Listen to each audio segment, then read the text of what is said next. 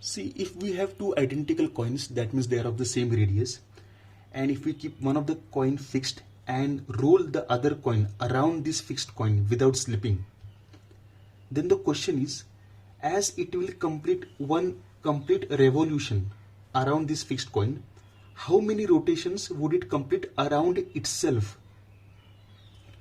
One may think that the obvious answer is one rotation. Why?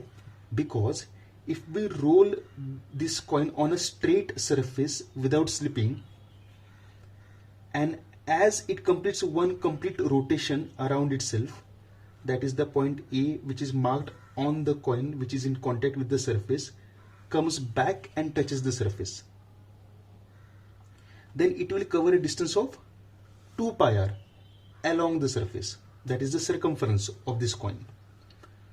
So even over here, as this rolling coin has to cover a distance of 2 pi r, so one may think that just like over here, even over here it completes one rotation around itself. But it does not complete one rotation. It completes two rotations around itself. Hence the paradox. Let us do this and check it out. So, okay, so these are two identical coins and I'm going to keep this coin as fixed. So look at the orientation of the number 5 over here.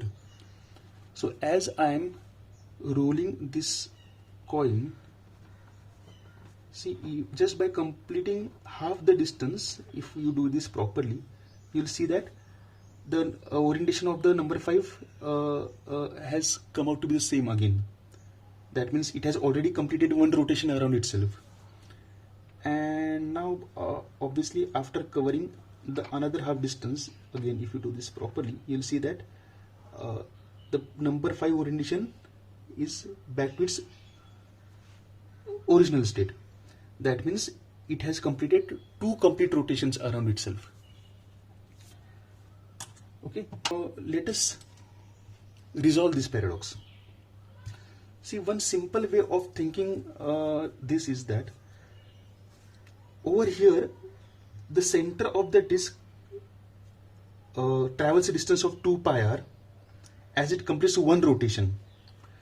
But over here the center of the disk or the coin does not have to travel a distance of 2 pi r.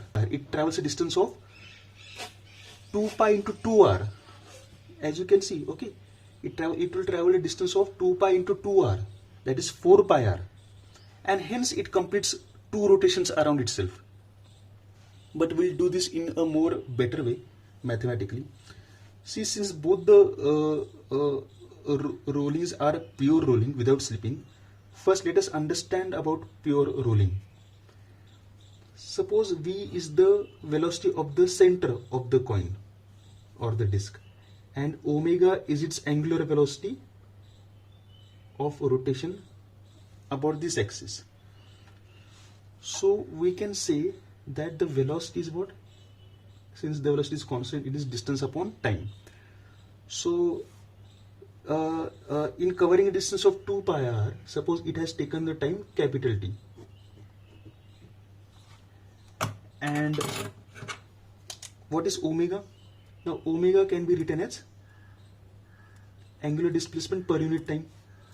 Now in the same time t, how many rotations it will or how many degrees it will revolve around itself? It will rotate around itself, that is 360 degree. That is nothing but 2 pi radians. So 2 pi upon capital T. So if I replace this 2 pi upon capital T by omega, what I will get the relation between V and omega? V is equal to omega into r. This is the relation between V and omega. So even over here, the velocity of the center of the disk, which can be said as V again, and the angular velocity omega, the relation is what? V is equal to omega into r. We'll take the case where the radiuses are not same.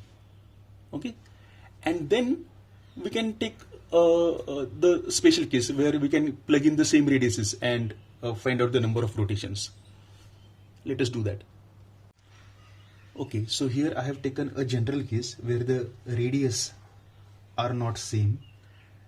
So this smaller disc or coin is rolling without slipping around this bigger disc. We have already seen that the relation between the velocity of the center of this disc and the angular velocity omega is what? V is equal to omega into r. Now in this case its radius is r2, so omega into r2. Let us see how much time it takes to complete one revolution around this fixed coin. So since time is distance upon speed, the distance that it will cover around this fixed coin will be how much? It will travel a distance of 2 pi into the total radius r1 plus r2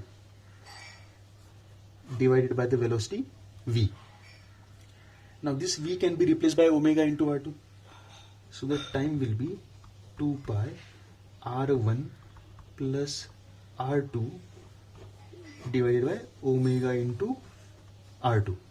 If I take this omega over here, I will get omega t is equal to 2 pi r1 plus r2 divided by r2. Now as we know that omega is theta upon t, so theta is what? Omega into t. So omega t can be replaced by the angular displacement theta. So theta is equal to 2 pi r1 plus r2 divided by r2. So this is the angular displacement that the smaller coin will make as it will complete one complete revolution around the fixed coin. So if I want the number of rotations, I will have to divide this by 2 pi, because in one rotation there are 2 pi radians. So if I divide this by 2 pi, I will get the number of rotations as 2 pi and 2 pi will get cancelled, r1 plus r2 upon r2. These are the number of rotations. And if, as our previous case, the radiuses are same, suppose r1 and r2 both are same, and let's call that as r. So how many will be the number of rotations? It will be r plus r upon r, that is 2r upon r, that is 2. Hence we have shown this mathematically, that it will complete 2 rotations around itself. Thank you.